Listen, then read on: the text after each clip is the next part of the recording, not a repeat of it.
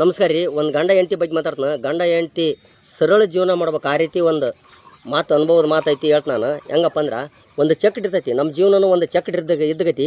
ಸ್ವಲ್ಪ ಅದಕ್ಕೆ ಕೀಲ ತೆಗೆದ್ರೆ ಚಕ್ರ ಹೊತ್ಕೊಂಬಿದ್ದೋಕತಿ. ಎರಡು ಎತ್ತು ಸೀದಾ ಹೋಗ್ಬಿಟ್ರೆ ಸೀದಾ ನೆಟ್ಟಗೆ ನಾವು ಮುಟ್ಕೊಂತೀವಿ. ಎತ್ತು ಅಡ್ಡ ಹಿಡಿದ್ರೆ ಬಾಯಾಗ ಬುರುಗು ಬೀಳೋದು ಎತ್ತಿಗೆ, ಬಂಡಿಗೆ ಬುರುಗು ಬೀಳಾಗಲ್ಲ. ನೀವಿಬ್ಬರು ಅಡ್ಡ ತಿಡ್ಡಿ ಹೋದ್ನಿ ಅಂದ್ರೆ ನಿಮ್ಗಿಬ್ಬರಿಗೆ ಸುಖ ಇರಾಗಲ್ಲ. ನೀವು ಹೇಳಿದ ಮಾತು ಅವ್ರು ಕೇಳ್ಬೇಕು, ಅವ್ರು ಹೇಳಿದ ಮಾತು ನೀವು ಕೇಳ್ಬೇಕು. ನಿಮಗೆ ಸಿಟ್ಟು ಬಂದಾಗ ಅವ್ರು ತಡ್ಕೋಬೇಕು, ಅವ್ರಿಗೆ ಸಿಟ್ಟು ಬಂದೋತ್ನೇ ನೀವು ತಡ್ಕೋಬೇಕು. ಈ ರೀತಿ ಹೋಗ್ಬಿಟ್ರೆ ನೀವು ಕೂಲಿ ಮಾಡ್ಕೊಂತೀರಿ. ದಿವಸ 1000 ರೂಪಾಯಿ ದುಡಿಯೋ ಬದಲು 100 ರೂಪಾಯಿ ದುಡೀರಿ. ಅದನ್ನ 100 ರೂಪಾಯಿ ತಗೊಂಬಂದು 50 ರೂಪಾಯಿ ಸಂತಿ ತಗೊಂಬಂದು ಹಾಕ್ರಿ ಸಾಕು. ಅಷ್ಟ್ರಾಗ ನಿಮ್ಮ ಜೀವನ ನಡಿತೈತಿ.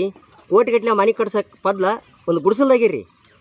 ನೀವು ಒಂದು ಏನು ಎಣ್ಣೆ ಹೊಡಿಲಾರ್ದಂಗೆ, ಒಂದು ಚಟಿ ಮಾಡ್ಲಾರ್ದಂಗೆ, ಏನು ಮಾಡ್ಲಾರ್ದಿಂದ ನಿಮ್ಮ ಮೆಂಡ್ರ ಮುಂದೆ ದುಡ್ಕೊಂತ ಹೋಗ್ಬಿಟ್ರೆ ನಿಮ್ಮ ಲೈಫ್ ಲಾಂಗ್ ಜೀವನ ಸಾಕಾಗಷ್ಟು ಚಂದಗೆ ಮೆರಿತೀರಿ ನೀವು.